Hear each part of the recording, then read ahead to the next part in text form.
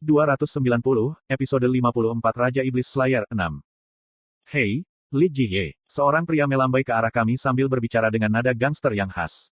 Mantel putih yang tergantung di bahunya jelas adalah Infinite Dimension Space Code. Jadi, itu adalah mantel yang sama dengan milikku. Rasi bintang, Lilipin dari Aquarius mengerutkan kening. Konstelasi, Komandan Kosmos Merah, menunjukkan ketidaksenangan. Bunga-bunga bergetar di saku bagian dalam mantelku. Orang ini adalah pemimpinnya. Kejutan yang melonjak membuatku sejenak pusing. Aku secara refleks menatap Yo Jong Hyuk tapi aku tidak bisa berbagi keterkejutanku dengan Yo Jong Hyuk yang telah menjadi orang bodoh. Saya melihat kembali pria itu lagi. Dia memiliki perban yang dililitkan di satu tangan dan dia setengah bersandar di pintu saat dia tertawa sambil mendorong kembali rambut putihnya. Kim Dok-ja adalah idiot. Tidak peduli bagaimana aku memikirkannya, dia tidak bisa menjadi pemimpin. Di tempat pertama, mantel ini adalah sesuatu yang bisa dengan mudah diperoleh dengan skenario ke-95. Li Jie mengerutkan kening. Kim Nam-won. Iya. Aku sudah bilang padamu untuk berpura-pura tidak mengenalku. Sekarang tersesat. Saya harus masuk. Petik 2. Kim Nam-won tersendat di depan kata-kata Li Jie. Li Jie memelototi Kim Nam-won seolah dia menyedihkan. Selain itu, jangan mencuri mantel tuan. Aku akan membunuhmu. Petik 2. Apakah kamu tidak ingin memakainya sekali? Li Jie membanting pintu dan memasuki gedung. Seolah kewalahan oleh Li Jie, tatapan Kim Nam-won mengikuti setelah punggung Li Jie. Kalau dipikir-pikir, hubungan mereka persis sama seperti di novel aslinya. Ada banyak hal baru yang muncul di pikiran saya. Li Jie, Lee Hyun-sung dan Kim Nam-won.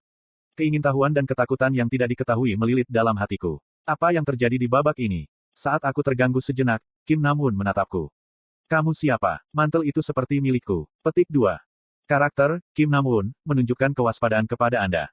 Saya ingat pertama kali saya bertemu dengannya. Kepala Kim Nam-won diledakkan di kereta bawah tanah. Jika Kim Nam-won masih hidup, apakah akan terasa seperti ini? Hei prajurit, siapa orang ini? Keparat, itu Yo Jong Hyuk. Petik 2. Kim Nam-won menemukan Yo Jong Hyuk di belakangku dan dengan cepat melangkah mundur. Rasi bintang, Abyssal Black Flame Dragon, memamerkan giginya. Delusional Demon Kim Nam-won. Pada gilirannya ini, Abyssal Black Flame Dragon telah memilih inkarnasi aslinya. Yo Jong Hyuk mengangkat kepalanya pada permusuhan yang diarahkan padanya dan Kim Nam-won tersentak. Kamu masih keren. Apakah kamu datang untuk bertarung, Yo Jong Hyuk? Tangan Kim Nam-won gemetar dan aku tidak tahu apakah dia bersemangat atau takut. Mungkin keduanya. Lee Hyun-sung lah yang menghalangi suasana menjadi lebih buruk. Namun, orang-orang ini tidak datang untuk bertarung. Apa, lalu mengapa mereka datang? Petik 2. Bahwa saya masuk ke dalam gedung tanpa mendengarkan pembicaraan mereka. Tunggu sebentar, Kim Dok-ja. Petik 2. Suara Lee Hyun-sung terdengar di belakang saya tetapi keinginan saya untuk memeriksa interior bangunan lebih besar. Jika ide saya benar, bangunan ini adalah bangunan yang dibayangkan Yo Jong Hyuk di babak awal. Saya masuk dan sebuah ruangan luas muncul. Itu seukuran gudang perusahaan besar. Dari pintu besar di sebelah saya, sebuah ranjang membawa seorang pasien masuk. Ada satu pasien darurat. Jangan bermain-main dan pindahkan pasien ke sini. Aku dengan cepat mendorong tempat tidur. Ada orang-orang berjas putih berkumpul. Paket cerita. Bawa paket cerita. Petik 2. Pasien ini alergi terhadap cerita yang berhubungan dengan binatang. Mereka semua terlatih dalam keterampilan medis. Yang memimpin mereka adalah seorang wanita mengenakan kacamata tanpa bingkai kecil. Seorang wanita memandangi perut dan paha pasien yang tertusuk dan bertanya kepada saya tentang perincian pasien. Di mana pasien ini terluka? Aku menatapnya dengan tenang. Seorang wanita yang disebut Poisoner, atau Raiteos tergantung pada putaran.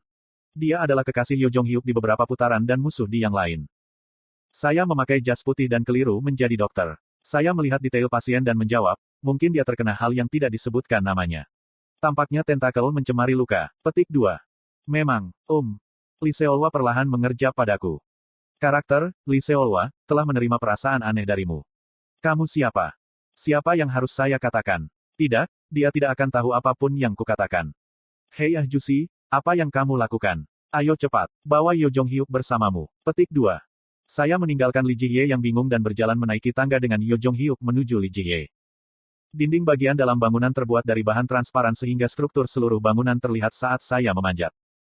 Pasien terus-menerus mengalir ke ruang gawat darurat di lantai pertama. Mereka adalah inkarnasi yang terluka karena berhadapan dengan dewa-dewa luar atau rasi bintang.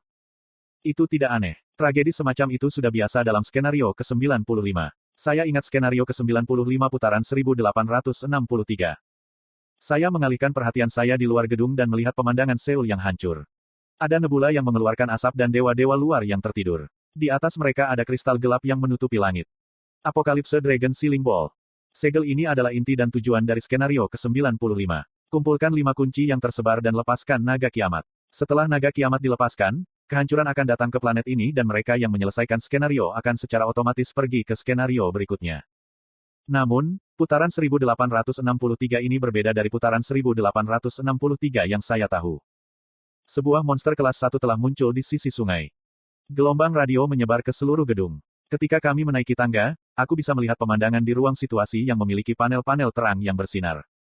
Saya sangat menyarankan Anda menarik pasukan yang dikirim ke Soho. Malaikat api telah muncul. Kami telah menemukan pedang suci Askalon di Nowon. Kami saat ini terlibat dengan puluhan hal yang tidak disebutkan namanya. Silakan kirim dukungan. Banyak pesan datang dan pergi dan satu orang mengelola segalanya. Dia memiliki rambut keriting. Seorang anak laki-laki mengenakan headset dengan lingkaran hitam di bawah matanya. Tidak, dia bukan anak laki-laki lagi. Saya menatapnya dengan perasaan aneh. Hermit King of Shadows, Han Dong-hun. Anak itu, yang tidak menjadi raja di babak yang saya tinggali, duduk di tempat bakatnya bisa bersinar. Cahaya putih muncul dari ujung jari Han Dong-hun dan menyelesaikan perhitungan dengan cepat. Min Ji-won-si dan Warang dan Maitreya Cha Sang-kyung akan bertanggung jawab atas area Nowon. Inkarnasi Olympus harus dipukul terlebih dahulu sebelum mereka menyerang. Anda harus mengamankan pedang suci Askalon. Cepat. Nama-nama yang dikenal terdengar di pesan-pesan itu. Min Ji-won dan Cha Sang-kyung. Mereka yang memiliki Lady of the Brocade Sleep dan One Eye Maitreya sebagai rasi bintang mereka selamat sampai skenario ke-95. Kenapa kamu terlihat seperti itu? Li Jihye memperhatikanku dari samping dan menusukku. Saya ragu-ragu untuk menjawab sebelum mengatakannya dengan jujur. Petik 2. Itu lebih menakjubkan dari yang aku kira. Li Jihye terkejut dengan jawaban saya dan ragu-ragu sejenak. Yah, tuanku benar-benar hebat. Semuanya berkat guru. Orang itu melakukannya sendiri. Petik 2. Li Jihye, Lee Hyun-sung, Lee Seolwa, Min Ji-won, Cha Sang-kyung, Han Dong-hun.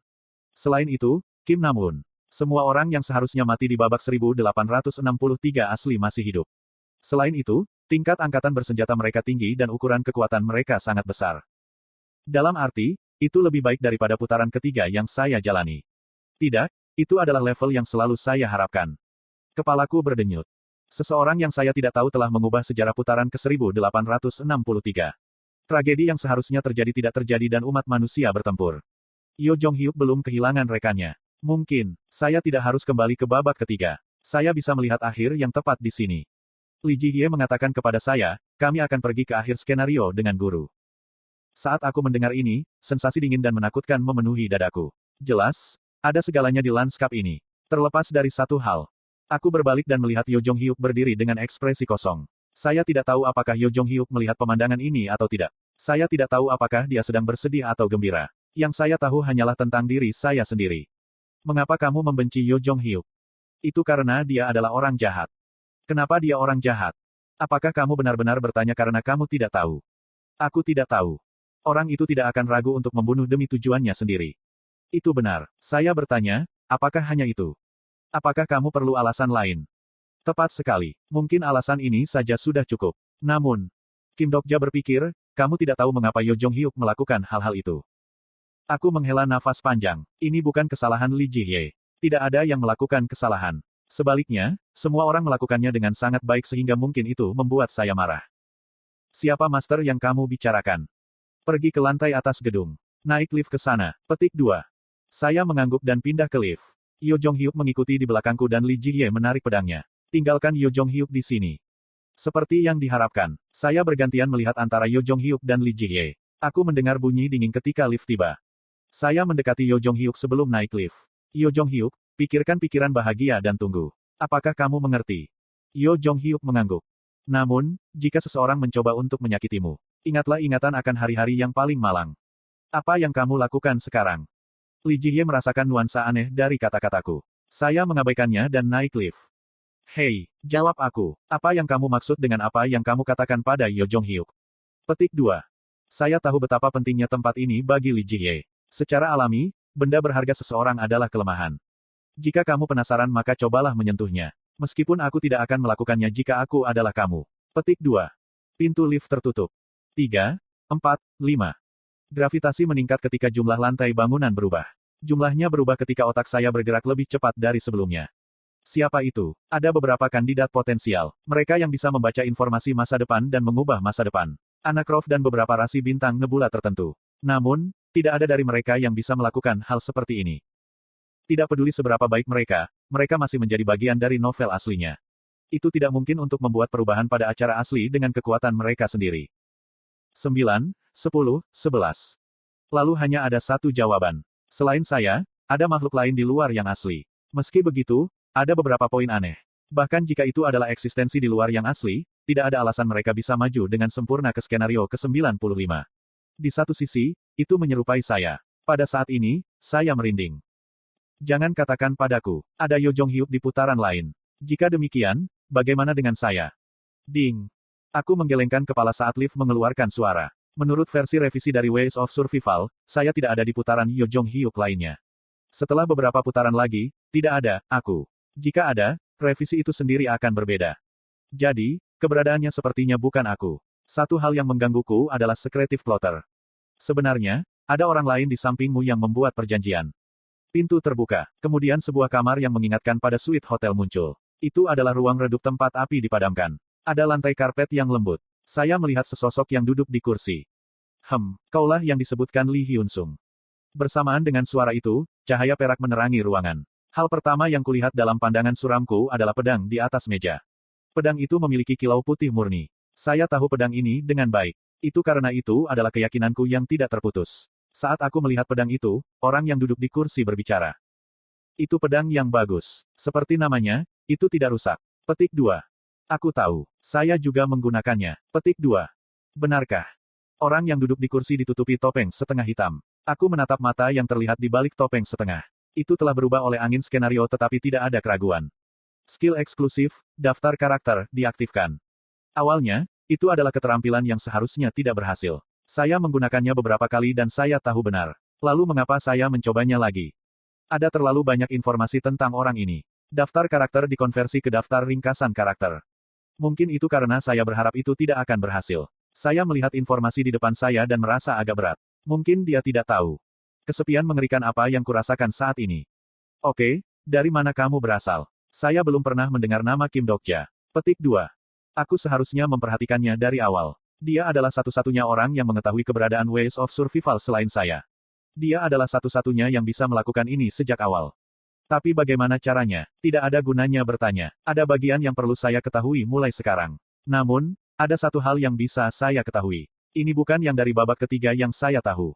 Saya melihat wanita dengan potongan bob dan bertanya, apakah Anda avatar Han Suyong? TL, Rainbow Turtle.